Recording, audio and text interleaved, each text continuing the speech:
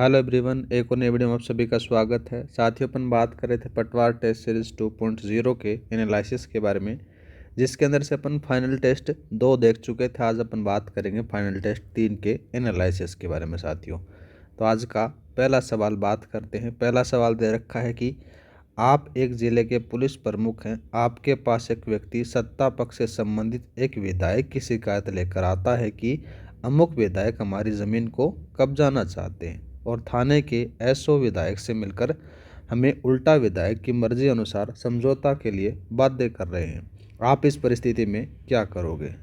तो साथियों, इसका जो सही आंसर होगा, आप शिकायतकर्ता की शिकायत की विशेष नियुक्ति अधिकारी से निष्पक्ष जांच करने के बाद कोई कदम उठाएंगे। ऑप्शन नंबर आपका तीसरा सही रहेगा।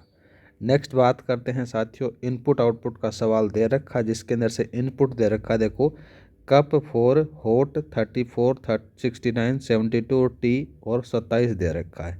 इसको इनपुट के हिसाब से जमाया किस प्रकार से गया है साथियों? सबसे छोटा न्यूमेरिक नंबर है वो पहले लिखा गया है। दूसरे वाले इनपुट के अंदर से सबसे जो बड़ा जो है यहाँ पर से देखो, टी सबसे बड़ा यहाँ पर से आ जाता है लाइब्रेरी से, वो किसके अनुसार, जैसे वोकेबुलरी के अनुसार, तो ये टी आ जाता है। टी के बाद में बात करें तो साथियों, इसके बाद में कौन सा आएगा? यहाँ पर जैसे आएगा 34 आएगा, ये 34 आ जाता है। ठीक है।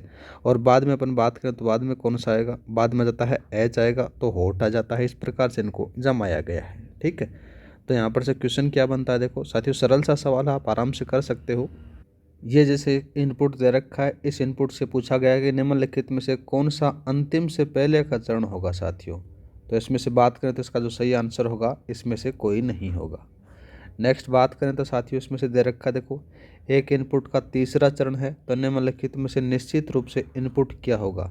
तो देखो साथियों, ऐसे सवालों के अंदर से अपन क्या कर सकते हैं, आपको ये नहीं पता कि तीसरे चरण से पहले पहला और दूसरे चरण में किस प्रकार से फॉलो किया गया है। ठीक है।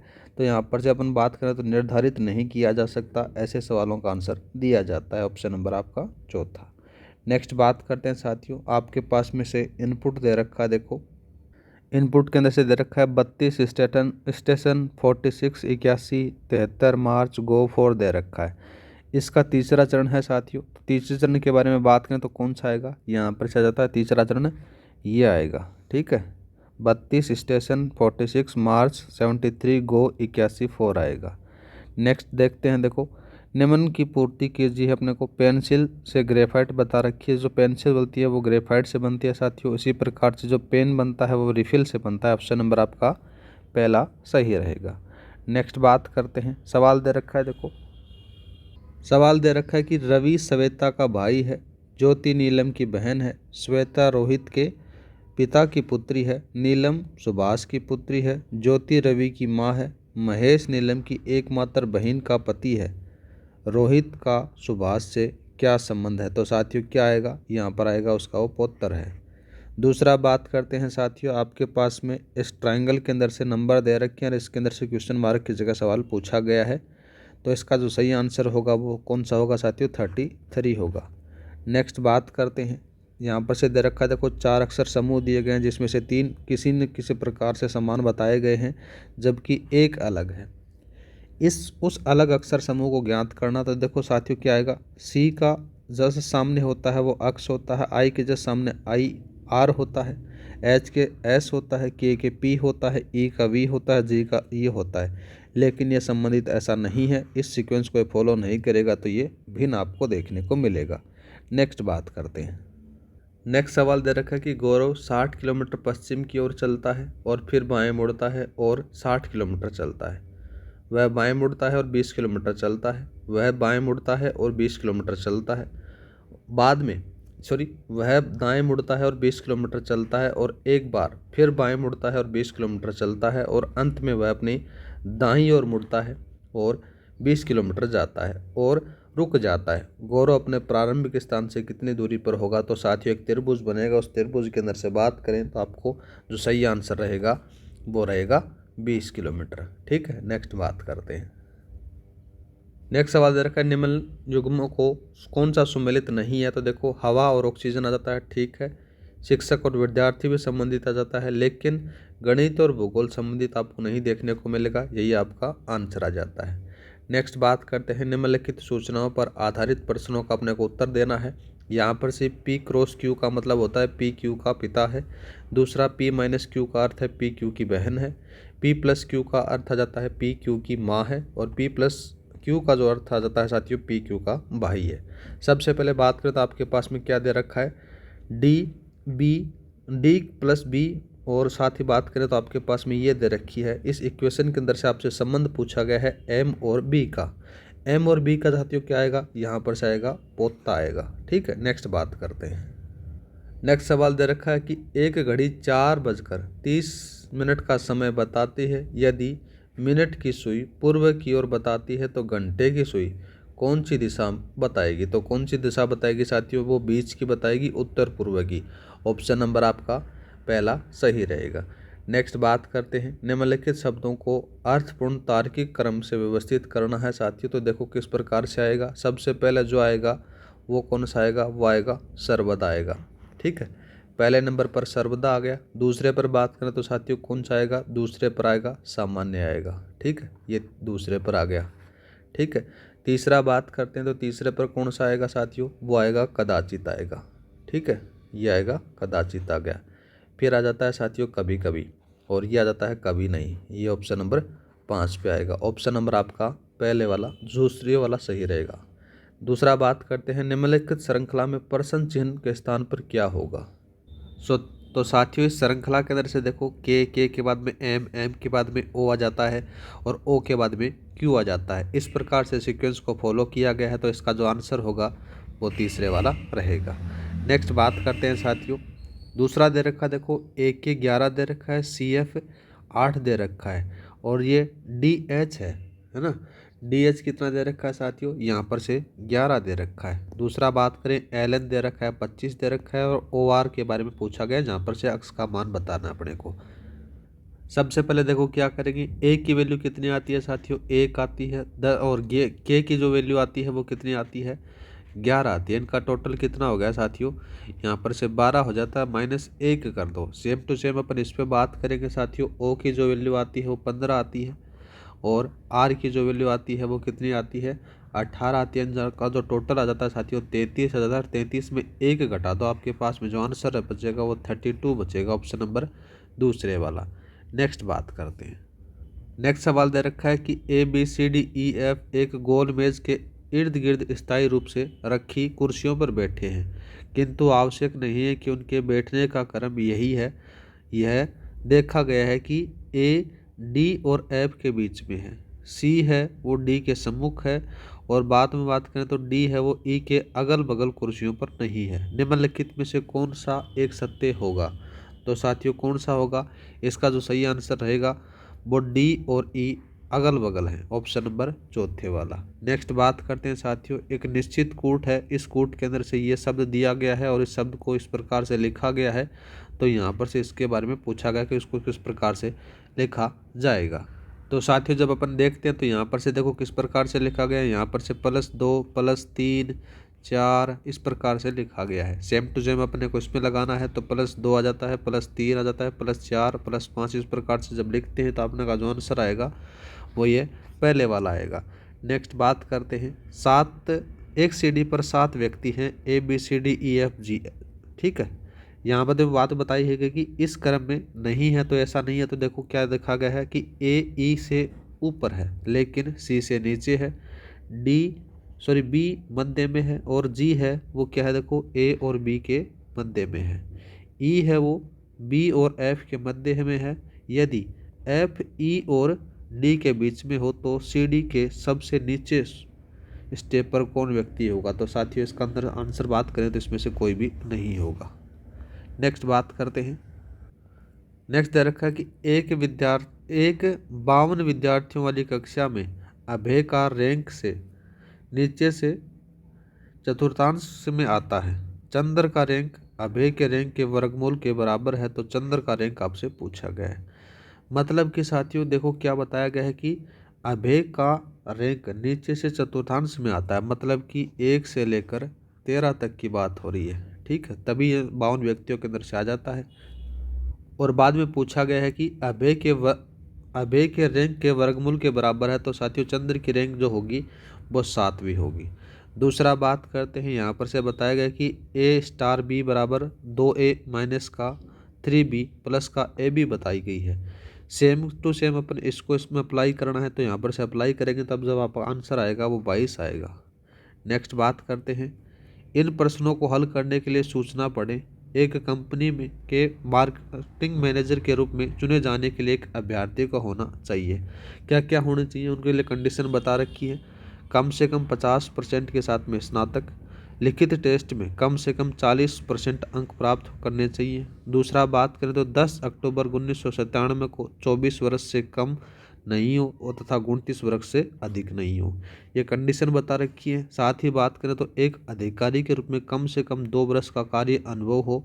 हालांकि एक अभ्यर्थी के बारे में बात की गई है। 5वां पॉइंट भी दे रखा है। देखो 5वां पॉइंट के मतलब बारे में बात करें तो क्या दे रखा है कि 4 के अतिरिक्त बाकी सभी मापदंड पूरा करता हो, किंतु मार्केटिंग मैनेजर में डिप्लोमा हो और उसके केस में जनरल मैनेजर मार्केटिंग के पास में भेजा जाएगा। ये मापदंड आपको पढ़ना है। तो यहाँ पर से क्या देखो क्या है कि आपके पास कुछ भी कल्पना कर सकते हैं, तो यहाँ पर से क्या कुछ भी कल्पना नहीं करनी है, जैसा इसमें बात की गई है उसी के बारे में अपने को करना है। ठीक है। और ये जो केस है आपको 10 अक्टूबर 1997 को मिलता है। अब देखो क्या कहा गया है कि अमित खन्ना जिसका जन्म 5 जून 1973 को हुआ है और उसने अपना स्नातक मार्केटिंग में प्रथम डिग्री से किया है, उसके लिखित परीक्षा में 50% अंक प्राप्त किए हैं। वह एक ऑर्गेनाइजेशन के रूप में एक मार्केटिंग ऑफिसर के रूप में 4 वर्ष से काम कर रहे हैं। तो पहले तो अपन क्या करेंगे साथियों, उसकी उम्र निकाल लेंगे।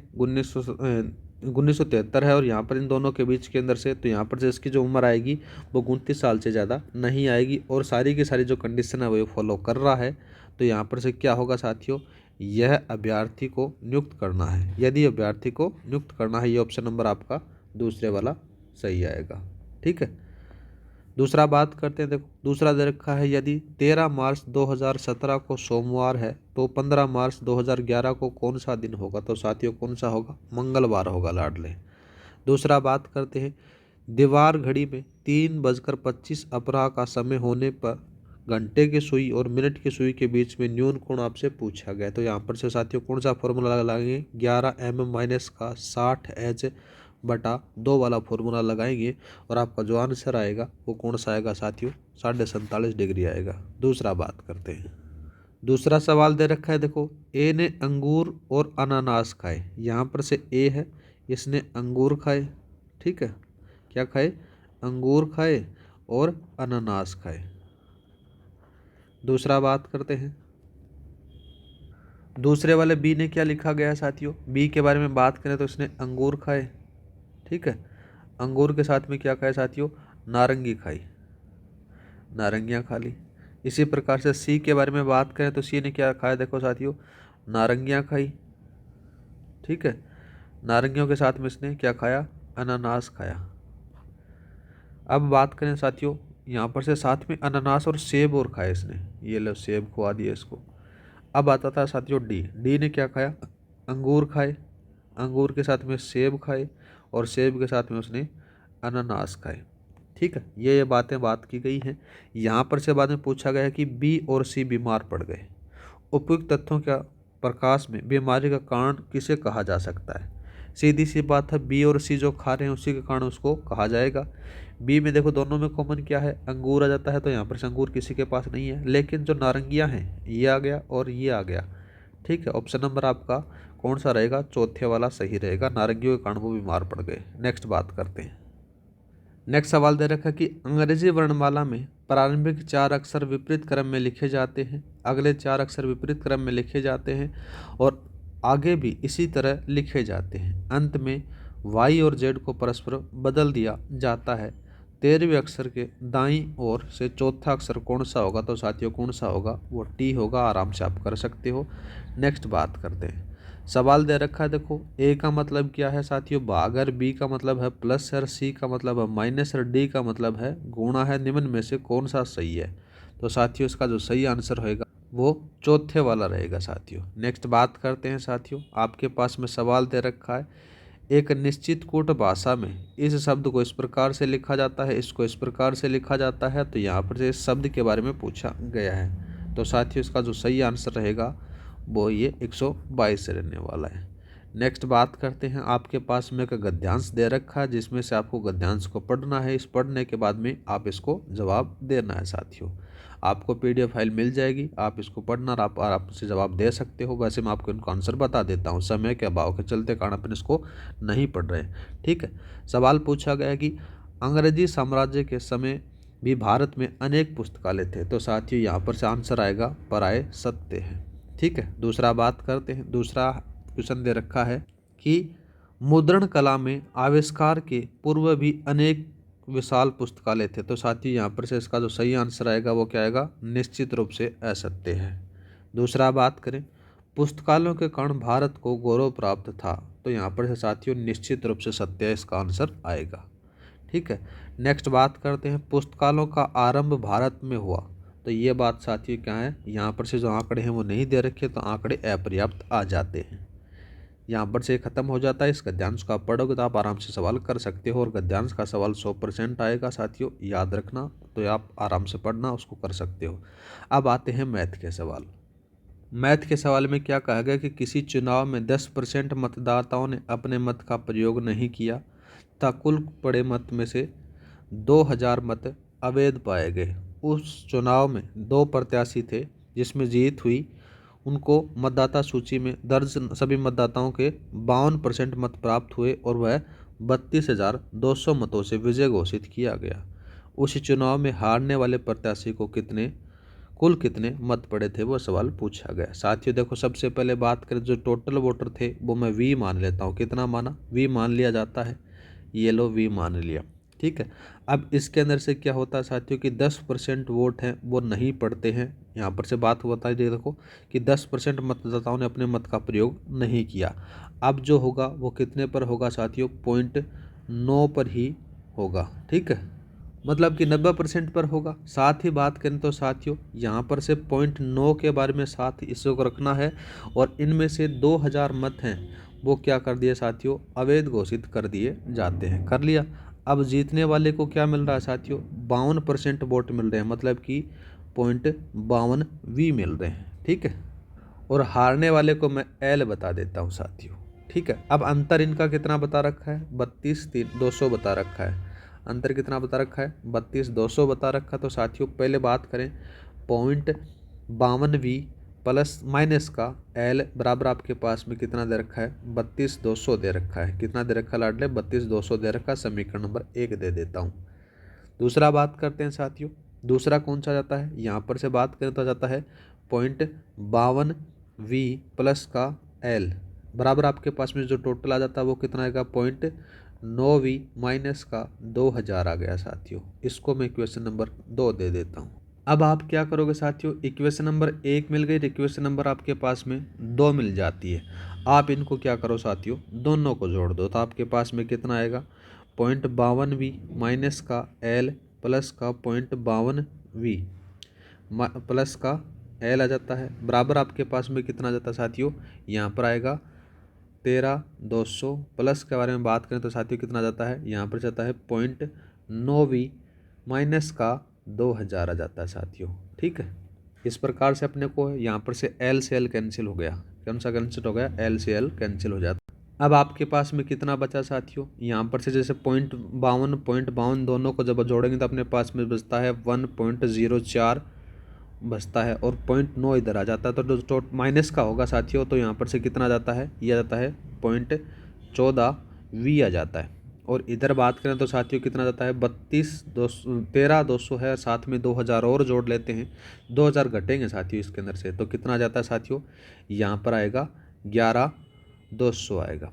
11,200 आएगा तो V की जो वैल्यू है वो आप आराम से निकाल सकते हो। तो कितनी आ जाती है साथियों, यहाँ पर वो आ जाती है साथियों 80,000 आ जाती है। कितनी आ गई, 80,000 आ जाती है। ये जो V की वैल्यू है आप चाहे समीकरण 1 में रख दो चाहे 2 में रख दो। ठीक है, आप आराम से इसका आंसर निकाल सकते हो।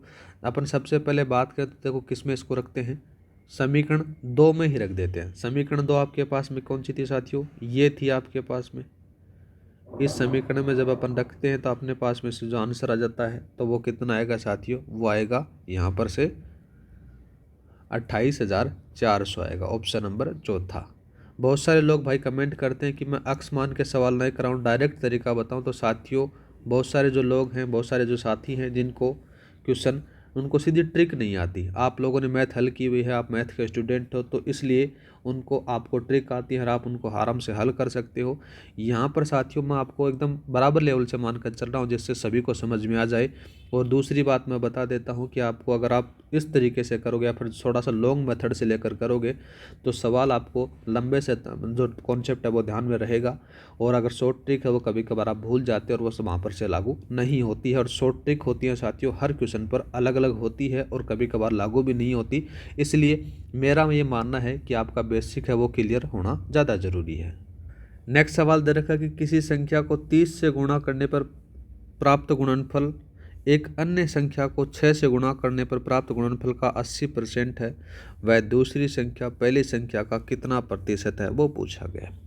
देखो साथियों सबसे पहले जो मैं संख्या मान लेता हूँ वो अक्स मान लेता हूँ। इसने बताया गया कि 30 गुणा है तो यहाँ पर से 30 अक्स कर लिया गया। अब चलते हैं दूसरी संख्या। दूसरी संख्या को मैंने वाई माना साथियों, और साथ में दूसरी संख्या के बाद में क्या करा है कि 6x कह रहा है तो ये 6y कर दिया अपन ने। अब यहाँ पर से क्या करा साथियों, यहाँ पर से करा कि 0.80 मतलब कि 80% है तो साथियों इससे मल्टीप्लाई करेंगे तो 0.80 आ जाता है। ठीक है, इसके बराबर इन दोनों को रख दो आपके पास में 30x बराबर आपके पास में 6y और 0.80 आ जाता है साथियों। ठीक है, तो आपके पास में जब आप इसको हल करोगे तो आपके पास में क्या आएगा, इसको अपन इस प्रकार से लिख सकते हैं। किस प्रकार से, 30x बराबर आपके पास में जाता है 4.8 y आ गया साथियों। y बराबर आपके पास में कितना आएगा, 30/4.8 x आ जाता है। ठीक है, यहाँ पर से जब आप इसको हल करते हो तो आपके पास में y बराबर कितना आएगा, 6.25 x आ जाता है। ये टर्म आ गया आपके पास में।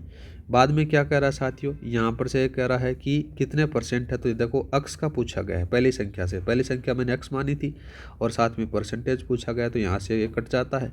तो आपके पास में जो आंसर आएगा वो आएगा 625। ऑप्शन नंबर आपका चौथे वाला सही रहेगा। नेक्स्ट बात करते हैं, सवाल क्या दे रखा, देखो सवाल दे रखा कि 60 विद्यार्थियों की कक्षा में प्रत्येक लड़के ने उतने ही रुपए दिए जितनी लड़कियों की संख्या थी, तथा प्रत्येक लड़के ने उतने ही रुपए दिए जितनी लड़कों की संख्या थी। यदि कुल इकट्ठा किए गए धन 1600 रुपये है तो कक्षा में लड़कों की संख्या कितनी थी, वो सवाल आपसे पूछा गया है।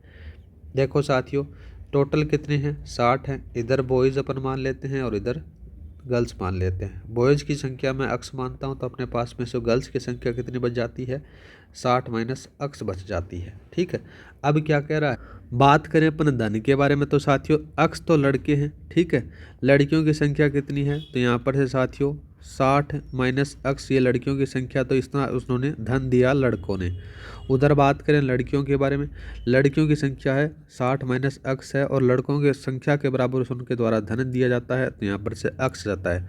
बराबर अपने पास में कितना दे रखा है, 1600 रुपये दे रखा है। ठीक है, जब आप इसको हल करते हो तो आपके पास में क्या आएगा साथियों, यहाँ पर आएगा 2 अक्स आ जाता है और साथ ही 60 माइनस अक्स बराबर आपके पास में 1600 आ जाता है। जब आप इसको हल करोगे तो अक्स इंटू 60 माइनस का अक्स बराबर आपके पास में कितना आया लाडले, 800 आ जाता है।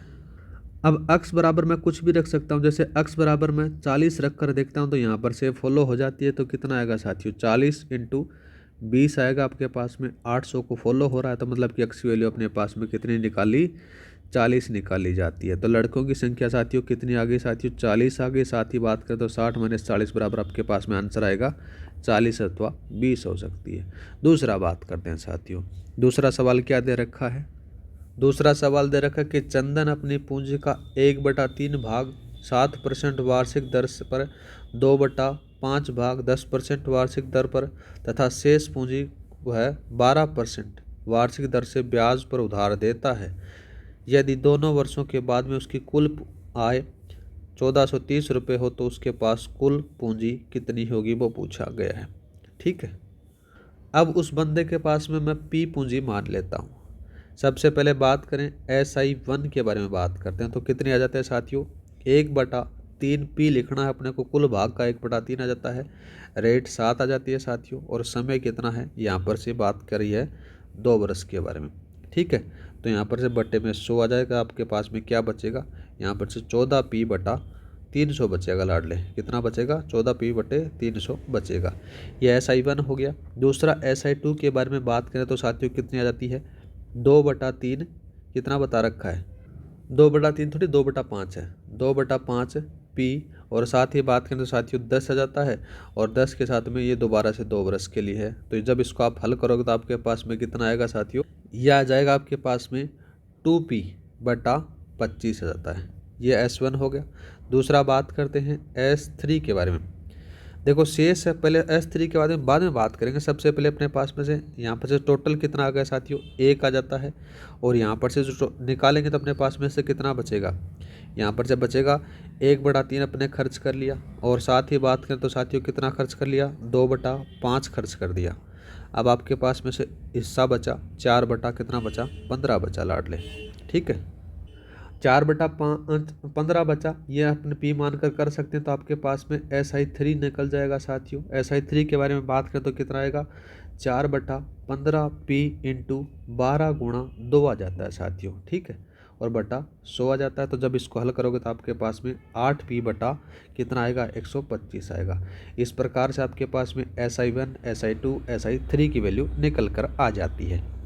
जो SI1 प्लस SI2 बराबर प्लस का SI3, इसके बराबर आपके पास में कितना है, 1430 रुपये है। तो यहाँ पर से जो वैल्यू निकाली है लाडले, एक ये वैल्यू, एक ये वैल्यू और एक ये वैल्यू, इन तीनों वैल्यूओं को आप ऐड कर दो। ठीक है, तो आपके पास में जो पी की वैल्यू आप आराम से निकाल सकते हो। तो कितनी आएगी साथियों, वो आएगी 7500 रुपये आएगी। ठीक है, नेक्स्ट बात करते हैं। नेक्स्ट सवाल के बारे में बात करें तो 19,400 रुपये को 2 भागों में बांटकर पहले भाग को 8% वार्षिक ब्याज की दर से दे रहा है 5 वर्षों के लिए, दूसरे भाग को 4% वार्षिक दर से 9 वर्षों के लिए कर्ज दिया गया। दोनों भागों पर प्राप्त साधारण ब्याजों का क्रमशः 3:7 के अनुपात में, तो दूसरे भाग की राशि आपसे पूछी गई है। सवाल क्या कह रहा है लाडले, P1 प्लस का P2 बराबर आपके पास में 19,400 बता रहा है। ठीक है, इतना हो गया। सबसे पहले बात करते हैं SI1 के बारे में। SI1 के अंदर से जैसे मैंने उसको P1 मान लिया लाडले, तो यहाँ पर से सारी चीज़ें दे रखी हैं, 8 दे रखा है और 5 दे रखा है, मतलब कि R और समय दे रखा है, बटे 100 आ जाता है। तो यहाँ पर से कितना आएगा, 2P1/5 आ गया। इसी प्रकार से SI2 मैंने निकाला तो यहाँ पर से P2 आ जाता है, और यहाँ पर से रेट 4 और 9 दे रखा है, बटा 100 आ जाता है साथियों। तो जब इसको करेंगे तो अपने पास में 9P2/25 आ गया। ठीक है, बाद में बात करें तो साथियों SI1 और SI2 का जो है रेशियो 3:7 दे रखा है। तो यहाँ पर से किस प्रकार से करेंगे साथियों, 2P1/5/9P2/25 बराबर आपके पास में 3/7 है साथियों। यहाँ से जब आप काटोगे तो आपके पास में ये इससे कट जाएगा और ये इससे कट जाता है। ठीक है, तो क्या बचेगा, 10P1/9P2 बराबर आपके पास में 3/7 बचेगा। 3/7 बचेगा तो यहाँ पर से आप P1 की वैल्यू निकाल सकते हो। तो P1 की वैल्यू जो आएगी वो आएगी 27 कितने आएंगे साथियों, यहाँ पर जो क्रॉस मल्टीप्लाई करेंगे तो 27/70 P2 आ जाएगी। कितनी आएगी, 27/70 P2 आ जाए। अब आपको क्या करना है, यहाँ पर से जैसे आपको P1 प्लस P2 बराबर 19,400 बात हुई थी, तो यहाँ पर से कितना रखना है, P1 की वैल्यू रखनी है 27/70 P2 प्लस का कितना जाता है, P2 आ जाता है, बराबर आपके पास में 19,400 आ जाता है। इतना कर लिया। यहाँ पर से जब एलसीएम लोगे तो आपके पास में आराम से निकल सकता है। तो जो P1 की P2 की जो वैल्यू आएगी वो कितनी आएगी साथियों, 14,000 रुपये। ऑप्शन नंबर तीसरा एकदम राइट रहेगा। नेक्स्ट बात करते हैं। नेक्स्ट सवाल क्या दे रखा कि 20,480 रुपये का 6 से 1/4% वार्षिक दर से 2 वर्ष 73 दिन का चक्रवृद्धि ब्याज आपसे पूछा है। तो इसके लिए अपन क्या करेंगे साथियों, एक फॉर्मूला लगाना है, अपने को कुछ नहीं करना। मूलधन आ गया, मूलधन के साथ में 1 प्लस का दर बटा 100 इंटू टी आ गया। साथ ही बात करें 1 प्लस का RT बटा 100 और माइनस का P कर देना। और इसको जब अपन हल करते हैं, देखो 6 से 1/4% का मतलब होता है 25/4 आ जाता है साथियों। दूसरा बात करें 2 वर्ष 73 दिन, इसका मतलब क्या होता है, 2 सही 1/5 वर्ष होता है। ठीक है, पहले वाले में आप 2 वर्ष आराम से पूरा पूरा निकाल लेना इस वाले में, ठीक है। और जो 1/5 आ जाता है वो इसमें से निकाल लेना, आप आराम से निकाल सकते हो। किस प्रकार से आपको जमाना है मैं बता देता हूँ। मूलधन कितना था, 20,480 था लाडले, ठीक है। साथ ही 1 और रेट कितनी जाती है, 2.5 अभी मैंने निकाली, बटा कितना जाता है साथियों, 100 आ जाता है, ठीक है। 2.5 या फिर अपन ये कह सकते हैं कि 25/4 गुणा 100 कर दिया मैंने, यहाँ पर से स्क्वायर आ जाता है। और साथ ही बात करें 1 और आर की वैल्यू है वो कितनी है साथियों, 1/5, सॉरी आर की नहीं है, समय की है, समय की कितनी है वो आ जाती है। समय से पहले अपन इसके बारे में बात कर लेते हैं, आर की वो कितनी है 25/4 और समय है वो 1/5 आ जाता है, ठीक है। और बटा 100 आ जाता है। और माइनस का अपन जो कितना है 20,480 है। जब आप इसको हल करोगे तो आपके पास में आंसर आएगा वो कितना आएगा, वो आ जाता है साथियों 2929, ऑप्शन नंबर सेकंड वाला। नेक्स्ट बात करते हैं। नेक्स्ट में क्या कह रहा है कि एक आदमी ने 3 गाय क्रम से 8,000 रुपये, 12,000 रुपये और 6,000 रुपये में बेचा। पहली गाय पर उसने 25% का लाभ, दूसरी पर 20% का लाभ हुआ। यदि कुल मिलाकर उसे 30% का लाभ हुआ तो तीसरी गाय का क्रय मूल्य आपसे पूछा गया है। देखो साथियों, सबसे पहले बात करें जो कुल है वो कितने पर बेचता है, तो 8,000, 12,000 और 6,000, इन सभी को जोड़ोगे तो आपके पास में कितना आएगा, वो बेचता है 26,000 रुपये का सौदा करता है, ठीक है। अब 26,000 रुपये को प्लस उसने को कितना लाभ हो रहा है, 30% का लाभ हो रहा है। तो देखो साथियों, सीपी अपन किस प्रकार से निकालेंगे, 26,000 इंटू 10 बटा जाता है साथियों 130 आ जाता है। तो उसका जो सीपी निकलेगा टोटल वो साथियों कितना जाता है, 20,000 आ जाता है। कितना आ गया, 20,000 आ गया। अब जो पहली गाय है उस पर बात करते हैं। पहली गाय है वो 8,000 रुपये में बेच रहा है और साथ ही उसको कितने परसेंट का लाभ हो रहा है साथियों, 25% का लाभ हो रहा, तो मैं 125 कर देता हूँ। तो आपके पास में से पहली गाय की लागत आ जाती है 6400 रुपये, ठीक है। दूसरा बात करते हैं, दूसरी गाय कितनी है लाडले, 12,000 रुपये की है और इसके ऊपर से प्रॉफिट कितना हो रहा है साथियों, 20% का हो रहा है, तो 120 कर देते हैं। तो आपके पास में इसकी जो लागत आ जाती है वो कितनी आती है साथियों, 10,000 आ जाती है, ठीक है। तो दो का मालूम हो चुका है, 6400 और 10,000, इन दोनों को जब आपको जोड़ोगे तो आपके पास में कितना आएगा, 16,400 आएगा। 16,400 का आप किस में से घटा दो साथियों, 16,400 का आप 20,000 में से घटा दो, आपके पास में जो आंसर आएगा वो 3,600 रुपये आएगा, ऑप्शन नंबर पहले वाला। नेक्स्ट बात करते हैं। नेक्स्ट दे रखा है कि एक भैंस 8% लाभ पर बेची जाती है। यदि उसे 20% कम में खरीद कर 40% लाभ में बेचा जाए तो उसे पहले से 640 रुपये अधिक प्राप्त होंगे। उस भैंस का आरंभिक क्रय मूल्य आपसे पूछा गया है साथियों। देखो साथियों, सबसे पहले बात करते हैं अपन, सबसे पहले जो सीपी माना मैंने उसको अक्स माना, 8% लाभ के ऊपर से उसको बेचा जा रहा है, तो SP1 अपन निकाल सकते हैं। किस प्रकार से आएगा, अक्स आ जाता है साथियों और 0.08 अक्स आ गया, टोटल कितना आ गया 1.08 अक्स, आपके पास में SP1 आ गया। दूसरा बात करते हैं साथियों, नया कौन सा CP1 निकालते हैं। नया CP1 निकालेंगे तो कितना आएगा, अक्स माइनस का, और साथ ही कितना है 20% कम में खरीद रहा है साथियों, तो कितना आएगा 0.20 अक्स बराबर आपके पास में कितना आ गया, 0.80 अक्स आ गया। दूसरा बात करते हैं साथियों, दूसरा जो नया आ जाता है नया CP, यहाँ पर से कितना नया SP निकालेंगे तो किस प्रकार से निकालेंगे, CP1 आ जाता है और 0.40, और साथ ही बात करें तो CP डैश आ जाता है। ये साथियों क्या निकलेगा, ये SP डैश निकलेगा, नए वाला है, पुराने वाला अपन ने निकाल चुके हैं। तो यहाँ पर से कितना आएगा 0.80 अक्स प्लस का 0.40 है ही, और साथ में CP डैश अपन ने निकाला 0.80 अक्स, ठीक है। तो ये टोटल कितना आया साथियों, वो आएगा 1.12 अक्स आ जाता है। यहाँ पर से आपके पास में क्या क्या वैल्यू निकल गई, SP डैश माइनस का SP1 बराबर आपके पास में 640 दिया गया है साथियों, ठीक है। इन दोनों की जो वैल्यू है वो किस प्रकार से आपके पास में निकली, एक की जो वैल्यू निकल कर आती है वो कितनी है, एक तो ये आ गई, और दूसरे वाले की कौन सी आ गई साथियों, दूसरे वाले की आ जाती है यहाँ ये वाली आ जाती है। इन दोनों की वैल्यू आप आराम से रख सकते हो। तो आपके पास में कितना आएगा, इन दोनों के अंदर से घटाओगे तो आपके पास में बचेगा 0.04 अक्स बराबर आपके पास में 640 आ जाता है, और अक्स की वैल्यू आएगी वो कितनी आएगी, 640 बटा 0.04। जब आप इसको हल करोगे तो आपके पास में अक्स की वैल्यू आएगी 16,000 रुपये। ऑप्शन नंबर तीसरा एकदम राइट रहेगा। नेक्स्ट बात करते हैं। नेक्स्ट दे रखा है कि एक सर्कस देखने वाले लोगों से पहले दिन प्रति व्यक्ति 15 रुपये, दूसरे दिन 7.5 रुपये, तीसरे दिन 2.5 रुपये लिए जाते गए थे। तीनों दिन सर्कस देखने की संख्या का अनुपात भी बता रखा है 2, 5 और 13 के अनुपात में थी। ज्ञात कीजिए कि तीनों दिन में प्रति व्यक्ति औसत क्या रुपये लिया गया। देखो साथियों, सबसे पहले बात करते हैं एक दिन पहला, दूसरा दिन और तीसरे दिन। ठीक है, ये 3 दिन हो गए। 3 दिन के अंदर से रुपये कितने कितने लिए जा रहे हैं साथियों, यहाँ पर से 15 रुपये लिए जाते हैं, दूसरे दिन 7.5 रुपये लिए जाते हैं और तीसरे दिन 2.50 लिए जाते हैं। अब उपस्थिति कितनी कितनी होती है साथियों, 2 होती है, 5 होती है और 13 होती है। ठीक है, अब इनका क्या कर दो साथियों, मल्टीप्लाई कर दो, आपके पास में ये 30 आ जाता है और ये कितना आ गया साथियों, 37.5 जाता है और ये कितना जाता है, 32.5 आ जाता है। इन सभी का जब टोटल करोगे साथियों 100 आ जाएगा। कुल कितना आएगा, 100 आ जाता है। और इनकी जो संख्या है वो कितनी आ जाती है, ये आ गई साथियों। कितनी आ गई इनकी संख्या, टोटल आ जाती है साथियों 20 आती है। तो 100/20 बराबर आपके पास में आंसर आएगा 5 रुपये। ऑप्शन नंबर तीसरे वाला सही रहेगा। नेक्स्ट बात करते हैं। नेक्स्ट में क्या कहा गया कि 3 व्यक्ति हैं ABC और उनकी आयों का अनुपात दे रखा है 4, 5, 6 का अनुपात है तथा उनके खर्च हैं वो 9, 8, 7 के अनुपात में है।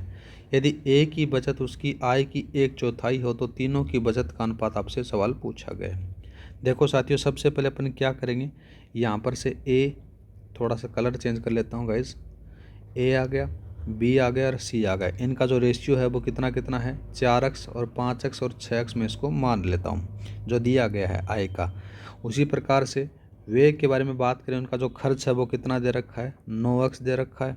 ठीक है, इसको y में मानते हैं, 9y और इधर कितना आ गया साथियों, 8y और इधर आ जाता है 7y आ जाता है।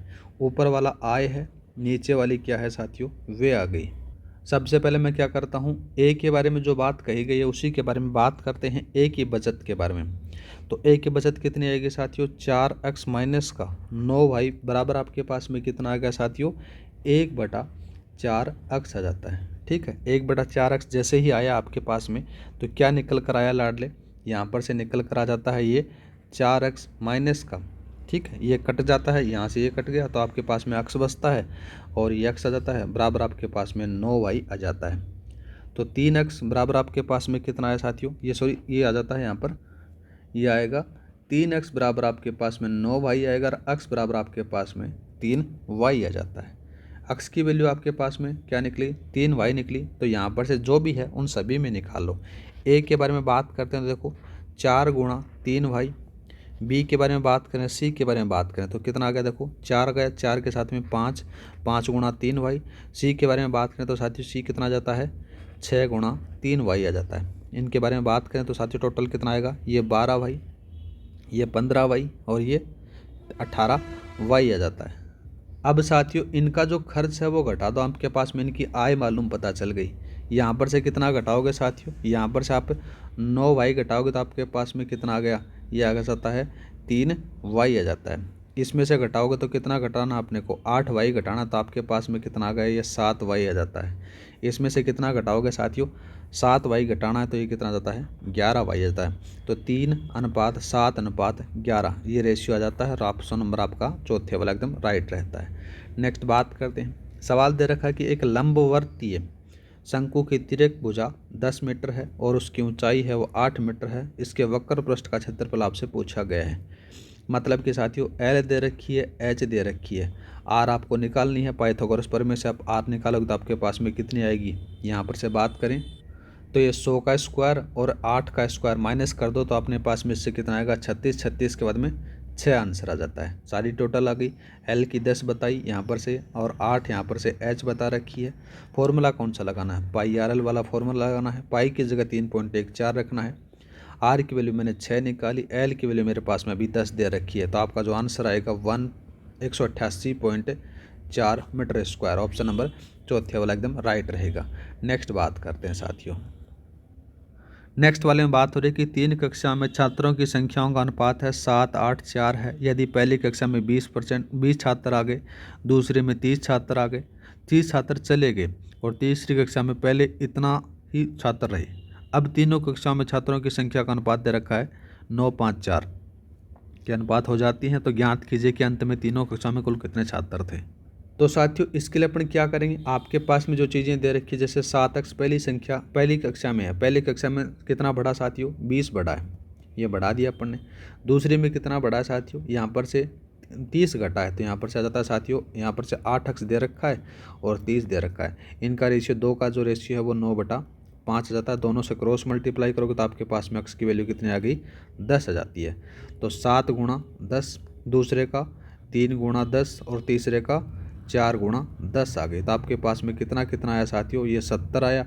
ये कितना आ गया, यहाँ पर से बात करें तो जाता है ये आ गया 70, 70 के साथ में 20 और जोड़ दो तो आपके पास में कितना आया 90 आ गया। इसमें से 30 का साथ में बात करें तो 30 कितना आ जाता है, यहाँ पर से ये 8x है, ये 8 है ना, यहाँ पर से 8 रखना है, 8x माइनस का कर देना 80, 80 में से 30 घटा दो तो आपके पास में कितना बचा 50 बच गया।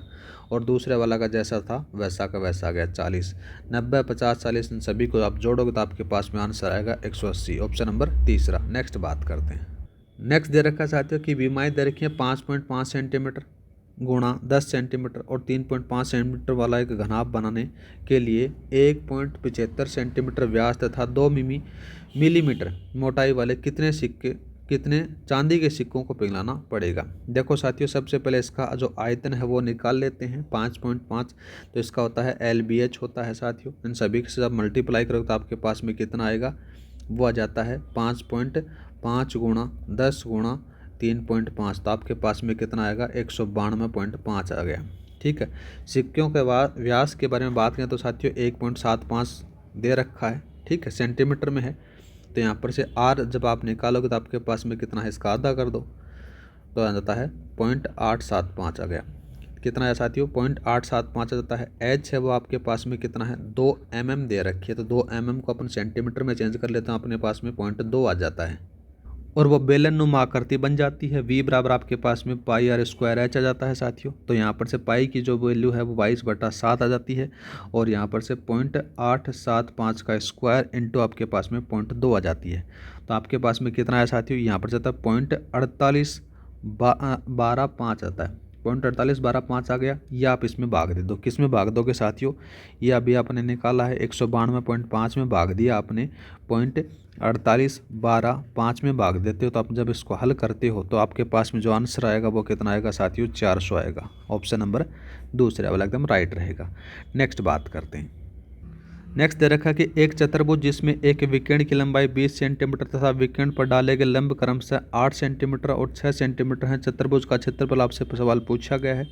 विकर्ण कितना लाड ले 20 आ जाता है, तो इसका उत्तर अपने को कौन सा लगाना है, 1/2 अपने पास में से कितना है 1/2 इंटू 20 आ गया साथियों। साथ ही बात करें तो 8 + 6 इसको ऐड कर दो, विकर्णों पर डाले गए लंबों का योग आ जाता है, तो ये बच जाता है 1/2 गुणा 20 गुणा 14 बच गया साथियों। तो आपके पास में कितना आ गया, ये इससे कट जाता है तो आपके पास में 140 आ गया। ऑप्शन नंबर आपका पहले वाला सही रहेगा। नेक्स्ट बात करते हैं। नेक्स्ट दे रखा है कि दिल्ली में स्थापित निम्नलिखित शहरों का सही क्रम आपको बताना है। सबसे पहले बात करें जहाँपना को कब किसके द्वारा स्थापित किया जाता है, ये मोहम्मद बिन तुगलक के द्वारा स्थापित किया जाता है 1327 में, ठीक है। सिरी के बारे में बात करें तो अलाउद्दीन खिलजी के द्वारा स्थापित किया जाता है कब, 1303 में। दूसरा बात करें दीन पनाह, इसको स्थापित किया जाता है हुमायूं के द्वारा, कब किया जाता है 1533 में, ठीक है। फिरोज शाह कोटला के बारे में बात करें, कोटला फिरोज शाह, तो ये फिरोज शाह तुगलक के द्वारा 1354 में स्थापित किया जाता है। अब इसका जो सही क्रम आएगा साथियों वो कौन सा आएगा, सबसे पहले आ जाता है सिरी आ जाता है, सिरी के बाद में कौन सा आएगा जहाँपना आ जाता है, जहाँपना के बाद में बात करें तो कौन सा आएगा कोटला फिरोज शाह आ जाता है और यह आ जाता है दीन पनाह। ऑप्शन नंबर आपका चौथा सही रहेगा। नेक्स्ट बात करते हैं। नेक्स्ट सवाल दे रखा है निम्नलिखित में से कौन एक दूत के रूप में मेवाड़ के राणा उदय सिंह के दरबार में नहीं गए, तो कौन नहीं गए थे साथियों, मान सिंह नहीं गए। नेक्स्ट सवाल क्या दे रखा है, नेक्स्ट सवाल दे रखा है निम्नलिखित में से कौन सा हड़प्पा सभ्यता स्थल तीनों भागों में विभाजित था, वो कौन सा था, धोलावीरा था साथियों। धोलावीरा का स्थान बात करें तो ये कच्छ गुजरात में पड़ता है। इसके बारे में किसने बताया, जगपति जोशी के द्वारा बताया जाता है। कब बताया जाता है, 1967-68 में बताया जाता है। इसके उत्खननकर्ता के बारे में बात करें तो साथियों रविंद्र सिंह बिष्ट आते हैं, जिसके द्वारा उत्खनन किया जाता है 1990-91 में, ये याद रखना। नेक्स्ट बात करते हैं त्रिपिटक का संबंध किससे है? तो साथियों किससे आ जाता है? बौद्ध धर्म से आ जाता है। त्रिपिटक बात करें तो कौन कौन से आते हैं? एक का नाम आ जाता है विनय पिटक, दूसरा बात करें तो दूसरा नाम आ जाता है सुत पिटक आ जाता है, तीसरे का बात करें अधिधम पिटक आता है। ठीक है, ये तीनों याद रखना। नेक्स्ट बात करते हैं स्थायी बंदोबस्त के जनक कौन थे? तो कौन थे साथियों? लॉर्ड कॉर्नवालिस थे। दूसरा बात करते हैं 1839 में तत्वबोधिनी सभा की स्थापना किसने की थी? तो किसने की थी साथियों? देवेंद्रनाथ टैगोर के द्वारा की जाती है।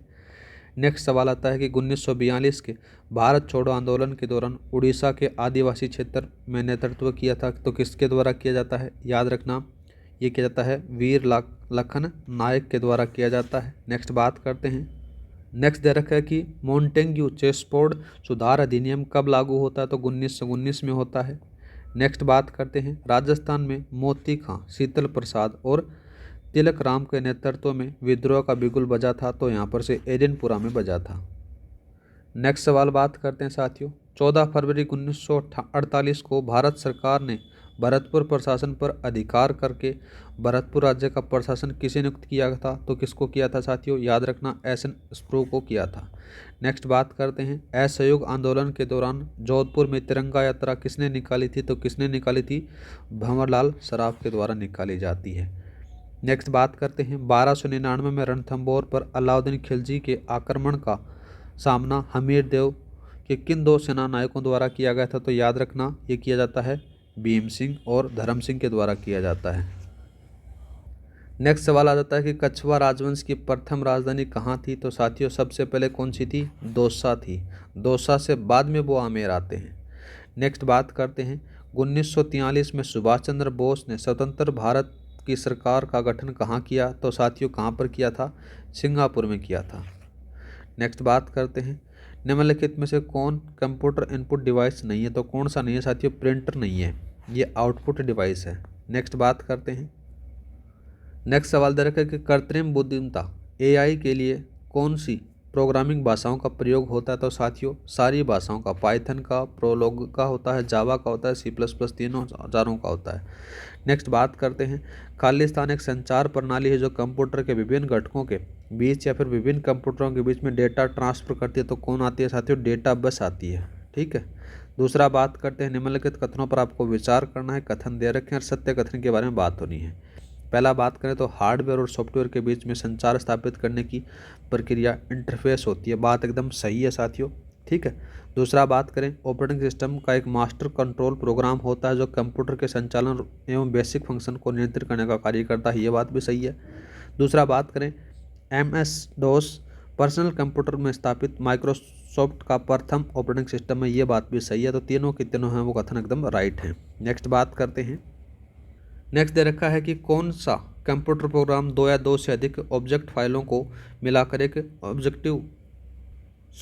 एग्जीक्यूटेबल प्रोग्राम बनाता है, तो कौन सा बनाता है साथियों? कोडर बनाता है। दूसरा बात करते हैं निम्न में से कौन सा डिस्क एवं मीडिया फाइल फॉर्मेट है? तो साथियों कौन सा आता है? .dmg आता है। ठीक है, .7z के बारे में बात करें तो ये कंप्रेस फाइल है साथियों। दूसरा बात करें .csv फाइल है, ये कौन सी है? डेटाबेस फाइल आ जाती है। और .vcf जो फाइल आ जाती है साथियों कौन सी आती है? ये टेक्स्ट आधारित फाइल आ जाती है। ठीक है, तो आपका जो आंसर रहेगा वो चौथे वाला रहेगा। नेक्स्ट बात करते हैं, यहाँ पर से बात की गई है कि 1 गीगाबाइट बराबर आपके पास में मेगाबाइट के बारे में पूछा, अगर मेगाबाइट किसके बारे में पूछा गया तो इसका जो सही आंसर रहेगा साथियों वो कितना रहेगा? 1024 MB। और किलोबाइट के बारे में बात करें तो 1024 इंटू 1024 आ जाता है। ऑप्शन नंबर आपका दूसरे वाला एकदम राइट रहेगा। नेक्स्ट बात करते हैं साथियों निम्न में से कौन सी सेकेंडरी भंडारण तकनीक रैंडम एक्सेस का समर्थन नहीं करती? तो कौन सी नहीं करती साथियों? मैग्नेटिक टेप नहीं करती है। नेक्स्ट बात करते हैं MS वर्ड में पेज ब्रेक करने के लिए प्रयुक्त शॉर्टकट कुंजी आपसे पूछी गई तो साथियों कौन सी होगी? Ctrl+Enter का प्रयोग किया जाता है। जब मैंने MS वर्ड पढ़ाया था तो उसमें आपको बता रखा है। नेक्स्ट बात करते हैं सूची 1 और सूची 2 को आपको सम्मिलित करना है। एक तरफ से शॉर्टकट की दे रखी है, दूसरी तरफ से आपको कमांड दे रखी है। Alt+Shift+T का जो प्रयोग होता है साथियों इसमें से क्या होता है? करंट टाइम को बताने के लिए किया जाता है। Shift+F3 का जो यूज होता है ये क्या होता है साथियों? ये होता है फॉर्मूला विंडो ओपन करने के लिए। Ctrl+Dot के जो बारे में बात करें तो कौन सा आता है? यह जाता है चुने हुए टेक्स्ट सेल में डेटा को एडिट करने के लिए इसका प्रयोग किया जाता है। F11 का जो प्रयोग होता है साथियों सिलेक्टेड डेटा का चार्ट बनाने के लिए प्रयोग होता है। तो आपका जो ऑप्शन नंबर आपका कौन सा रहेगा, तीसरे वाला एकदम राइट रहेगा। नेक्स्ट बात करते हैं। नेक्स्ट दे रखा है कि MS एक्सेल में विशेष पैटर्न के साथ स्वचालित रूप से डेटा को फिल करने हेतु किसका प्रयोग किया जाता है। तो साथियों किसका करते हैं, फिल हैंडल का प्रयोग होता है। नेक्स्ट बात करते हैं। दिया गया देखो MS एक्सेल के पुराने वर्जन में वर्कशीट में खालिस्तान कॉलम होते थे, तो कितने होते थे, 256 होते थे। दूसरा बात करते हैं, MS पावर पॉइंट में स्लाइड को पुनर्व्यवस्थित करने के लिए सबसे उपयुक्त व्यू कौन सा होता है साथियों, वो स्लाइड शॉर्टर का व्यू होता है। नेक्स्ट बात करते हैं, माइक्रोसॉफ्ट वर्ड के संदर्भ में निम्नलिखित कथनों पर आपको विचार करना है और सत्य कथन बताना है। ठीक है, पहला बात करें तो MS वर्ड का कोई भी डॉक्यूमेंट न्यूनतम 10% और अधिकतम 500% तक जूम किया जा सकता है, बात एकदम सही है साथियों। दूसरा बात करें तो F7 का प्रयोग MS वर्ड में स्पेलिंग चेक करने हेतु किया जाता है, ये बात भी सही है। दूसरा बात करें, MS वर्ड में regular, italic, bold, underline font style हैं, जबकि सुपरस्क्रिप्ट, सबस्क्रिप्ट एक स्क्रिप्टिंग स्टाइल होती है, बात एकदम सही है। तीनों के तीनों कथन आपके सही हैं, ऑप्शन नंबर आपका चौथा सही रहेगा। नेक्स्ट बात करते हैं, MS एक्सेल में LCM लेना है 5 7 35 का जो आउटपुट होगा साथियों कितना होगा, 35 होगा। नेक्स्ट बात करते हैं साथियों। नेक्स्ट सवाल क्या दे रखा है कि भारत के संविधान में प्रदत्त राज्यपाल से संबंधित प्रावधानों से संबंधित निम्नलिखित कथनों पर आपको विचार करना है और बताना है। देखो सबसे पहले बात करें तो कौन सा आता है, यहाँ पर से किसी राज्य के राज्यपाल के विरुद्ध उसकी पदावधि के दौरान किसी न्यायालय में किसी भी प्रकार का दंडिक कार्यवाही स्थानित नहीं की जाएगी या चालू नहीं रखी जाएगी, तो बात एकदम सही है साथियों। दूसरा बात करते हैं तो दूसरा कौन सा था, देखो यहाँ पर से यहाँ दे रखा है कि किसी भी राज्य के राज्यपाल के रूप में कार्य ग्रहण करने से पहले या फिर उसकी व्यक्तिगत हैसियत के में किए गए किसी भी कार्य के लिए उसकी पदावधि के दौरान किसी भी न्यायालय में कोई सिविल कार्यवाही तब तक स्थगित नहीं की जाएगी जब तक उसे उसकी सूचना 3 माह से पूर्व न दे दी गई हो। तो यहाँ पर साथियों ये बात गलत आती है, ऑप्शन नंबर आपका पहला सही रहेगा। ठीक है, नेक्स्ट बात करते हैं। नेक्स्ट सवाल दे रखा कि राजस्थान में 16वीं विधानसभा के आम चुनाव में 20 महिला प्रत्याशी विजयी रही हैं, इसमें से कितनी महिलाएं अनुसूचित जाति से संबंधित हैं, साथियों 7 हैं। नेक्स्ट बात करते हैं, राजस्थान तहसील सेवा के अधिकारियों के प्रशिक्षण हेतु राजस्व प्रशिक्षण विद्यालय कहाँ स्थित है, तो टोंक में है। नेक्स्ट बात करते हैं। नेक्स्ट सवाल दे रखा कि राजस्थान विधानसभा के प्रक्रिया तथा कार्य संचालन संबंधी नियमों के अनुसार किसी सदस्य का स्थान निम्न में से किसके प्रस्ताव पर रिक्त घोषित किया जाएगा, तो साथियों इसका जो सही आंसर आएगा वो सदन के नेता पर आएगा। नेक्स्ट बात करते हैं। नेक्स्ट दे रखा कि निम्नलिखित में से कौन राजस्थान लोक सेवा आयोग के वर्तमान और प्रथम सचिव हैं, तो साथियों रामनिवास मेहता और श्याम सुंदर शर्मा हैं। नेक्स्ट बात करते हैं, राजस्थान राज्य सूचना आयोग के संदर्भ में असत्य कथन की पहचान करनी है साथियों। तो पहला बात करते हैं, देखो राज्य सूचना आयोग उच्च प्राधिकारी युक्त स्वतंत्र स्वायत्तशासी एवं संवैधानिक निकाय है, सांविधिक निकाय है, तो साथियों एकदम सही है। दूसरा बात करें, राज्य सूचना आयुक्तों के कार्यकाल का निर्धारण राज्य सरकार द्वारा किया जाता है, ये बात यहाँ पर से गलत आती है साथियों, असत्य है। दूसरा बात करते हैं, संविधान के किस अनुच्छेद के तहत उच्चतम न्यायालय एक अभिलेख न्यायालय होता है, तो साथियों कौन सा आएगा, यह आता है अनुच्छेद 215। अनुच्छेद 225 के बारे में बात करें तो इसमें से न्यायालय के अधिकार क्षेत्र बताए गए हैं। अनुच्छेद 226 में बात करें तो रिट जारी करने की शक्ति बताई गई है। और अनुच्छेद 220 के बारे में बात करें तो जो न्यायपालिका की अखंडता बनाए रखने के बारे में बात कही गई है। नेक्स्ट बात करते हैं, लोक नीति के संदर्भ में असत्य कथन आपसे पूछा गया है। तो देखो सबसे पहले बात करें, लोक नीति सकारात्मक और नकारात्मक होती है, बात एकदम सही है। दूसरा बात करें साथियों, यह एक स्थायी दस्तावेज होता है जिसमें से परिवर्तन संभव नहीं है, बात एकदम सही नहीं है, गलत है। तो ऑप्शन नंबर आपका ये सेकंड वाला असत्य है। नेक्स्ट बात करते हैं। नेक्स्ट दिया रखा है, देखो संविधान सभा के 284 सदस्यों में ने संविधान की मूल प्रति पर हस्ताक्षर किस तिथि को किए थे, तो किस तिथि को किए थे साथियों, 24 जनवरी 1950 को किए थे। नेक्स्ट बात करते हैं। नेक्स्ट दिया गया कि भारत की संविधान सभा में अखिल भारतीय दलित वर्ग संघ के सदस्य के रूप में शामिल हुए थे, तो कौन थे, जगजीवन राम थे। नेक्स्ट बात करते हैं साथियों, सवाल दे रखा कि भारत के संविधान के अनुच्छेद 51 के शब्दों का सही अनुक्रम आपको बताना है। तो सबसे पहले कौन सा आएगा साथियों, यहाँ पर से आएगा आदर्शों आएगा, ठीक है। दूसरा बात करें तो दूसरा कौन सा आएगा साथियों, संस्थाओं आएगा, दूसरा आ गया। तीसरा बात करें तो राष्ट्र ध्वज आ जाता है, ये तीसरा आ जाता है, और राष्ट्रगान आ जाता है, ये चौथा आ जाता है। ऑप्शन नंबर आपका तीसरे वाला एकदम राइट रहेगा। नेक्स्ट बात करते हैं, निम्नलिखित में से किस अधिकार का संबंध अनुच्छेद 20 से नहीं है? तो कौन सा नहीं है साथियों? गिरफ्तारी का कारण जानने का अधिकार अनुच्छेद 20 में नहीं है। नेक्स्ट बात करते हैं, भारतीय संविधान भारत के राष्ट्रपति को अधिकार नहीं देता है, तो कौन सा नहीं देता साथियों? राज्यों के मुख्यमंत्री की नियुक्ति का अधिकार राज्य राष्ट्रपति को नहीं होता है। नेक्स्ट बात करते हैं, नेक्स्ट दे रखा है कि निम्नलिखित में से निम्नांकित में से भारत का कौन सा प्रधानमंत्री पद की शपथ लेते समय राज्य विधानसभा का सदस्य था? तो कौन था साथियों? SD देवेगौड़ा थे। नेक्स्ट बात करते हैं, निम्नलिखित कथनों पर आपको विचार करना है और सत्य कथन के बारे में बात करनी है। पहला कथन आता है कि संघ के मंत्रिमंडल शब्दावली का उल्लेख संविधान में केवल एक बार हुआ, बात एकदम सही है। दूसरा बात करें, संविधान में इस शब्दावली को 44वें संविधान संशोधन द्वारा अंतः स्थापित किया गया, ये बात भी सही है। तो दोनों कथन आपके एकदम सत्य हैं। नेक्स्ट बात करते हैं, सिरोही जिले में मनाया जाने वाला समदरिया हिलोर निम्न में से किस त्यौहार से संबंधित है? तो किस त्यौहार से संबंधित है साथियों? ये याद रखना, ये तीज से संबंधित है। नेक्स्ट बात करते हैं, निम्न में से कौन सा सुशीर वाद्य नहीं है? तो कौन सा नहीं है साथियों? रवाज नहीं है। नेक्स्ट बात करते हैं, निम्न में से राजविलास के रचनाकार कौन है? तो राजविलास के जो रचनाकार माने जाते हैं साथियों, कवि मान माने जाते हैं।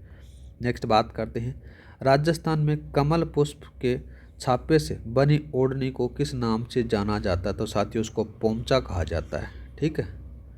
नेक्स्ट बात करते हैं, नेक्स्ट दे रखा है, देखो उदयपुर के जगदीश मंदिर के संबंध में कौन सा कथन सही नहीं है? तो पहला बात करें, इसका जो निर्माण है वो जगत सिंह प्रथम ने करवाया, बात एकदम सही है।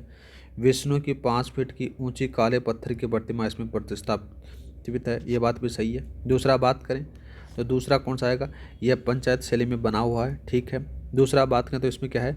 इसमें मंगला माला की प्रतिमा अनुपम है, तो ये बात एकदम गलत आ जाती है साथियों। ऑप्शन नंबर आपका चौथे वाला सत्य नहीं है। नेक्स्ट बात करते हैं, नेक्स्ट दे रखा है कि पारिभाषिक शब्द चीरण, बरती, छह फुलिया तथा मोरडी किस कला के प्रकार से संबंधित है साथियों? मांडना कला से। नेक्स्ट बात करते हैं, गोम्मा मीणा, कालू कीर, दूसरा आता है कान गुजरी, मिंडियावाड़ और वह नाहर आदि हैं। तो ये सारे के सारे साथियों क्या कहते हैं? छोटी नाटिकाएं हैं जिनका मंचन गांवरी उत्सव में किया जाता है। नेक्स्ट बात करते हैं, राजस्थान में तेबारी गांव में तिरमुख बावड़ी का निर्माण किसने करवाया? तो किसने करवाया साथियों? याद रखना, रानी राम रसदे के द्वारा करवाया जाता है। नेक्स्ट बात करते हैं, बैलगाड़ी मेले का नाम से कौन सा मेला प्रसिद्ध है? तो साथियों शीतला माता का फेमस है। केला देवी का जो मेला है करौली में, करणी माता का जो मेला है बीकानेर में, और जो शीतला माता का जो मेला है ये जयपुर में बढ़ता है साथियों। नेक्स्ट बात करते हैं, नेक्स्ट सवाल क्या दे रखा है साथियों? नेक्स्ट सवाल दिया गया है, थोड़ा सा इसको मैं बोल्ड कर लेता हूँ।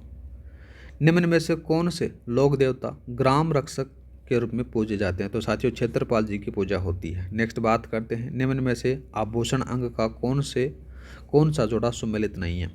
नथ है वो नाक में पहनी जाती है साथियों। दूसरा बात करें, आखिरी है वो कान में पहनी जाती है। मेमद आभूषण है साथियों, ये सर पर पहना जाता है, सर पर। ऑप्शन नंबर आपका तीसरा असुमेलित है। नेक्स्ट बात करते हैं, उष्मा संचरण की कौन सी विधि में माध्यम की आवश्यकता नहीं होती? तो साथियों विकिरण की आवश्यकता नहीं होती। नेक्स्ट बात करते हैं, मोटर वाहनों के पार्श्व दर्पण द्वारा एक वस्तु का बनाया गया प्रतिबिंब होता है, तो कैसा होता है साथियों? याद रखना, ये होता है सीधा आभासी, साइज से वस्तु से छोटा होता है। ऑप्शन नंबर तीसरा। नेक्स्ट बात करते हैं, ध्वनि का संचरण होता है, तो ध्वनि का जो संचरण होता है वो कैसा होता है साथियों? अनुदैर्घ्य प्रगामी रूप से होता है। नेक्स्ट बात करते हैं, नेक्स्ट दे रखा है कि संक्रमण रोग हैजा होने का कारण आपसे पूछा गया, तो कौन सा था साथियों? विब्रियो कोलेरिया था। ऑप्शन नंबर आपका फोर्थ वाला सही रहेगा। नेक्स्ट बात करते हैं, ये ऊपर वाला जो बात करें तो ये टीटनस से आ जाता है। किससे आ जाता है साथियों? टीटनस से आएगा। और ये माइक्रोबैक्टीरियम ट्यूबरकुलोसिस है, ये किससे आ जाता है? TB से आ जाता है, थोड़ा सा इंपॉर्टेंट है साथियों। और ये माइक्रोबैक्टीरियम लेप्री है, ये कौन से आता है? कुष्ठ रोग से आता है, कुष्ठ रोग से आता है, ये याद रखना। दूसरा बात करते हैं, DPT का टीका किससे बचाता है? तो किससे बचाता है साथियों? डिप्थीरिया, पिटूटस और टेटनस से बचाता है। नेक्स्ट बात करते हैं, नेक्स्ट दे रखा है निम्नलिखित में से कौन सा भौतिक परिवर्तन का एक उदाहरण नहीं है, तो कौन सा नहीं है साथियों, ये आ जाता है देखो पारक के लोहे के दरवाजे पर भूरे रंग की परत बनना, ये भौतिक परिवर्तन नहीं है। नेक्स्ट बात करते हैं सिरके में उपस्थित अम्ल है, तो सिरके में कौन सा होता है, तो साथियों याद रखना एसिटिक अम्ल होता है। नेक्स्ट बात करते हैं मुकंदरा हिल्स राष्ट्रीय उद्यान के संदर्भ में असत्य कथन के बारे में बात हो रही है। यह उद्यान रावत भाटा चित्तौड़गढ़ और कोटा जिले में स्थित है, ठीक है। यह राज्य का सबसे बड़ा राष्ट्रीय उद्यान है, ये बात भी सही है। दूसरा बात करें इस उद्यान में आमझर, आहू, काली सिंध, चंबल नदियों का क्षेत्र आता है, ये बात भी सही है। इस उद्यान को बाघों का जच्चा घर कहा जाता है, तो यहाँ पर से ये बात गलत आती है। बाघों का जो जच्चा घर होता है साथियों रामगढ़ विश्वधारी अभ्यारण को कहा जाता है, ठीक है। ये बूंदी में है और पहले इसको किसको कहा जाता था, रणथंभौर का बाघों का जच्चा घर कहा जाता था, ये बात यहाँ पर से असुमेलित है। नेक्स्ट बात करते हैं, ठीक है। नेक्स्ट कौन सा था देखो, नेक्स्ट दे रखा है कि नीलगिरी, अन्नामलाई, पालनी पहाड़ियों पर पाए जाने वाली शीतोष्ण कटिबंधीय वनों को किस उपनाम से जाना जाता है, तो इनको सेलास कहा जाता है, सेलोस कहा जाता है।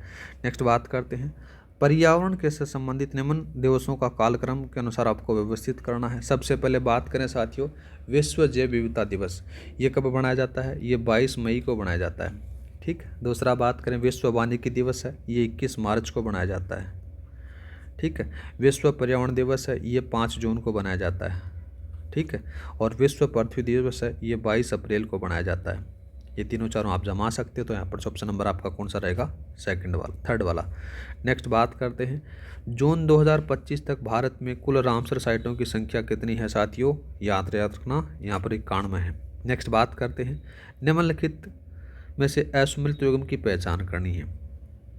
असुमिलित के बारे में बात करें तो शक्ति स्थल सौर पार्क पावनगढ़ कर्नाटक में। दूसरा बात करते केंगा नाभिकीय ऊर्जा संयंत्र कर्नाटक में है।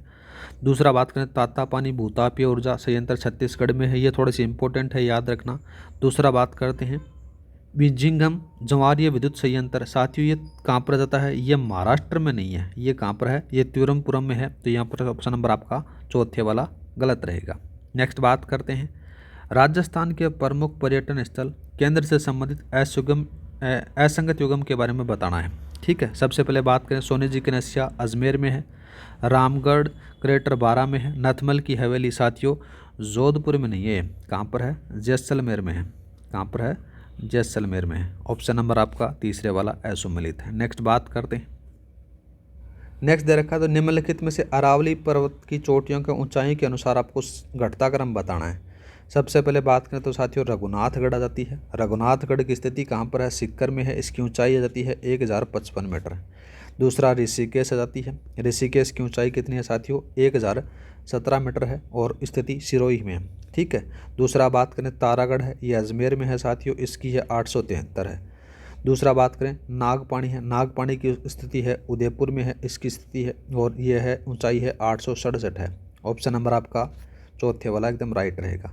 नेक्स्ट बात करते हैं दूसरा जाता है देखो, दूसरा दे रखा कि विलास तथा लासी सहायक नदी हैं, तो किसकी हैं साथियों, यहाँ पर से जाती हैं सारी की सारी ये पार्वती की है। नेक्स्ट बात करते हैं देखो दूसरा दे रखा है निम्नलिखित में से कौन सी श्रेणी लघु हिमालय का भाग नहीं है, तो कौन सा नहीं है साथियों, ये जास्कर वाली नहीं है। नेक्स्ट बात करते हैं सूची 1 और सूची 2 को सम्मिलित करना है। सबसे पहले बात करें बारदोली छेड़ा, बारदोली छेड़ा किसमें कहा जाता है, असम में कहा जाता है। काल बैसाखी के बारे में बात करें तो पश्चिम बंगाल और असम में कहा जाता है। फूलों की जो बौछार है वो किस में कहा जाता है, कर्नाटक केरल में कहा जाता है। मावठ है वो पश्चिमी उत्तर भारत में कहा जाता है। तो आपका ऑप्शन नंबर आपका कौन सा सही रहेगा, तीसरे वाला। नेक्स्ट बात करते हैं लाड लो। नेक्स्ट सवाल दे रखा देखो, दिया गया है देखो भितरकनिका राष्ट्रीय उद्यान कौन सी नदियों के डेल्टाई क्षेत्र में स्थित है, तो कौन सा है, वैतरणी और ब्राह्मणी आ जाता है। नेक्स्ट बात करते हैं हाल ही में पायलट प्रोजेक्ट के तौर पर देश का पहला of grid green hydrogen plant कहाँ शुरू किया गया, तो कहाँ पर किया गया, कच्छ गुजरात में किया गया। नेक्स्ट बात करते हैं हाल ही में प्रधानमंत्री आर्थिक सलाहकार परिषद का अध्यक्ष किसे नियुक्त किया गया है, तो किसको किया गया साथियों, याद रखना ये किया गया है प्रोफेसर एन महेंद्र देव को किया गया है। नेक्स्ट बात करते हैं, नेक्स्ट आता है देखो विकसित कृषि संकल्प अभियान के संबंध में निम्नलिखित कथनों पर आपको विचार करना है। और पूछा क्या गया है कि सत्य कथन नहीं है वो पूछा गया है। इसमें से पहला बात करें देखो 25 मई को इस अभियान का शुभारंभ पालमपुर गुजरात में से किया गया। बात एकदम गलत आती है, यही आपका असत्य है, ऑप्शन नंबर पहला। नेक्स्ट बात करते हैं। नेक्स्ट दे रखा है देखो 25वें आईफा अवार्ड समारोह के दौरान सर्वश्रेष्ठ फिल्म का पुरस्कार किस फिल्म को प्रदान किया गया? तो किसको किया गया साथियों? लापता लेडीज को किया गया। नेक्स्ट बात करते हैं। नेक्स्ट दे रखा है देखो ऑपरेशन बर्मा से संबंधित निम्नलिखित कथनों पर आपको विचार करना है। पहला कथन है देखो ऑपरेशन बर्मा भारत सरकार द्वारा 1 अप्रैल 2025 को प्रारंभ किया गया। बात सही है। ऑपरेशन बर्मा म्यांमार से आए विनाशकारी भूकंप के बाद में म्यांमार को सहायता प्रदान करने के लिए प्रारंभ किया गया। ये बात भी सही है, दोनों कथन आपके सही हैं। ऑप्शन नंबर तीसरा सही रहेगा। नेक्स्ट बात करते हैं। नेक्स्ट दे रखा कि खेलो इंडिया यूथ गेम्स 2025 से संबंधित निम्नलिखित कथनों पर आपको विचार करना है। पहला कथन कहते रखा कि खेलो इंडिया यूथ गेम्स 2025 में राजस्थान तीसरे स्थान पर प्राप्त किया। ठीक है। दूसरा बात करते हैं। खेलो इंडिया यूथ गेम्स 2025 में राजस्थान ने 24 स्वर्ण, 12 रजत और 24 कांस्य पदक जीते। बात एकदम ये भी सही है। तो दोनों के दोनों कथन है साथियों सत्य हैं। ऑप्शन नंबर तीसरा सही रहेगा। नेक्स्ट बात करते हैं। नेक्स्ट सवाल क्या दे रखा साथियों? दे रखा है कि डीआरडीओ की निम्नलिखित में से किस प्रयोगशाला में बहुप्रभावकारी जमीनी सुरंग के विकास में सहयोग किया है? तो किस में किया साथियों? याद रखना इसका जो सही आंसर रहता है ये high energy material research laboratory Pune और terminal ballistic research laboratory Chandigarh के द्वारा किया गया है। नेक्स्ट बात करते हैं साथियों। नेक्स्ट क्वेश्चन दे रखा कि इसरो द्वारा आयोजित युविका 2025 के लिए निम्न कथनों पर आपको विचार करना है और सत्य कथन के बारे में बात हो रही है। यह कार्यक्रम स्कूली बच्चों के लिए आयोजन किया गया। बात एकदम सही है। यह कार्यक्रम विद्यार्थी में STEM आधारित अनुसंधान के प्रोत्साहन के लिए था। ये बात सही है। दोनों के दोनों कथन सही है। नेक्स्ट बात करते हैं। 5 मार्च 2025 को अंतरिक्ष अनुप्रयोगों के लिए विकसित 32 बिट माइक्रो प्रोसेसर विक्रम 3201 और कल्पना 3201 के उत्पादन की पहली खेप इसरो को सौंपी गई। इसके संदर्भ में निम्नलिखित कथनों पर विचार कीजिए तथा सही विकल्प आपको चुनना है। पहला कथन के बारे में बात करते हैं। इन माइक्रो प्रोसेसरों को यहाँ पर से क्या बताया गया? देखो SCL चंडीगढ़ के सहयोग से इसरो के विक्रम साराभाई अंतरिक्ष केंद्र द्वारा डिजाइन और विकसित किया गया था। बात एकदम सही है। विक्रम 3201 प्रथम पूर्णतया make in India 32 bit micro processor है। ये बात भी सही है। दूसरा बात करें। कल्पना 3201 एक 32 बिट स्पार्क V8 ठीक है और RISC माइक्रो प्रोसेसर। ये बात भी सही है। तीनों की तीनों आपके कथन सही है। नेक्स्ट बात करते हैं। वर्ष 2025 में पद्म पुरस्कार विजेता सीन कोफ निजाम का संबंध किस क्षेत्र से? तो किससे साथियों? ये शिक्षा और साहित्य से है। नेक्स्ट बात करते हैं। इंग्लिश के सवाल आपको दिए गए हैं। इस पैसेज को पढ़ना है। पैसेज को पढ़ने के बाद में आपको जवाब देने हैं। तो इस 129 के बारे में बात करें तो इसका जो आंसर आएगा वो कौन सा आएगा साथियों? पहले वाला आएगा। दूसरा बात करते हैं 130 में कौन सा आएगा? चौथा आएगा। और 131 के बारे में बात करें तो साथियों कौन सा आएगा? पहले वाला आ जाता है। ठीक है। 132 के बारे में बात करें तो साथियों 132 में कौन सा आएगा? ये चौथे वाला आएगा। ठीक है। दूसरा बात करते हैं 133 में आ जाता है साथियों तीसरा आ जाता है। अब बात करते हैं देखो इस सेंटेंस को एरर फाइंड करना है तो इसमें से कौन सा आएगा साथियों? यहाँ पर से आएगा एट श्याम आएगा। ठीक है। और 135 के बारे में बात करें तो साथियों कौन सा आएगा? यहाँ पर चलता है ये आएगा आर अप्लाइंग आएगा। ऑप्शन नंबर दूसरा। नेक्स्ट बात करते हैं 136 के अंदर से क्या जाता है साथियों? यहाँ पर से आपको कोई भी एरर देखने को नहीं मिलता है। और 137 के अंदर से बात करें तो उनसे कौन सा आएगा? यहाँ पर आएगा साथियों दैट ही में बी देयर आएगा। ऑप्शन नंबर सेकंड वाला। नेक्स्ट बात करते हैं। नेक्स्ट वाला क्या दे रखा साथियों? इस वाले में ये सेकंड वाला आ जाता है। अब बात हो रही है देखो संधि के बारे में। संधि की दृष्टि से असंगत विकल्प आपसे पूछा गया है तो इसका जो सही आंसर कौन सा रहेगा? ये सेकंड वाला रहेगा मति धन अनुसार। ठीक है। नेक्स्ट बात करते हैं। नेक्स्ट सवाल क्या दे रखा है? 140 बारे में बात करें तो शब्द युगम गलत है वो पूछा गया तो यहाँ पर से चौथे वाला आएगा। 141 के बारे में बात करें तो साथियों कौन सा आएगा? कौन सा विकल्प अभी उपसर्ग रहित है? तो कौन सा आएगा साथियों? ये आता है अभिन्न आएगा। नेक्स्ट बात करते हैं कौन सा शब्द विलोम युगम सही है? तो कौन सा आता है साथियों? ये सेकंड वाला आएगा। नेक्स्ट बात करते हैं 143 में समास विग्रह की दृष्टि से असंगत विकल्प आपसे पूछा गया है, तो कौन सा आएगा साथियों, ये सेकंड वाला आएगा। और नेक्स्ट आ जाता है कि किस विकल्प में लय प्रत्यय नहीं है, तो कौन से में नहीं है साथियों, कमल में नहीं है। ठीक है, नेक्स्ट बात करते हैं 145 का। 145 में पूछा गया कि कल्प वृक्ष के पर्यायवाची साथियों कौन से आते हैं, ये पहले वाले आएंगे। दूसरा बात करते हैं किस विकल्प में वाक्यांश के लिए प्रयुक्त एक शब्द नहीं है, तो कौन सा नहीं है साथियों, ये आता है अविवाहित महिला अध्यायुडा कहा गया है, तो यहाँ पर से ये गलत आ जाता है। दूसरा बात करते हैं शुद्ध शब्द का चयन करना है, तो शुद्ध शब्द कौन सा आएगा, यहाँ पर से आता है साथियों चरमोत्कर्ष आ जाता है। ठीक है, नेक्स्ट बात करते हैं 148 का। शुद्ध वाक्य पूछा गया है, तो इसका जो सही आंसर रहेगा कि वर्षा काल में कीचड़ हो जाता है, ऑप्शन नंबर चौथा सही रहेगा। नेक्स्ट बात करते हैं साथियों 149 में बात करें तो कौन सा आएगा, यहाँ पर से आएगा खून सफ़ेद हो जाना, मुहावरे का सही अर्थ नहीं है। ठीक है, और लास्ट में बात करें तो असंगत विकल्प के बारे में बात करें तो कौन सा आएगा साथियों, सेकंड वाला आएगा। इसी के साथ में साथियों आपका जो फाइनल टेस्ट है 3 का कंप्लीट एनालिसिस हो जाता है। साथियों क्लास अच्छी लगी तो लाइक और शेयर सब्सक्राइब करना न भूलें। अब 2 टेस्ट और बचते हैं साथियों फाइनल टेस्ट, उनके भी क्लासेज अपन जल्दी आ जाएंगे, जैसे जो होंगे तो आपको क्लास मिल जाएगी। आज के लिए इतना ही, मिलते हैं नेक्स्ट वीडियो में। जय हिंद, जय भारत।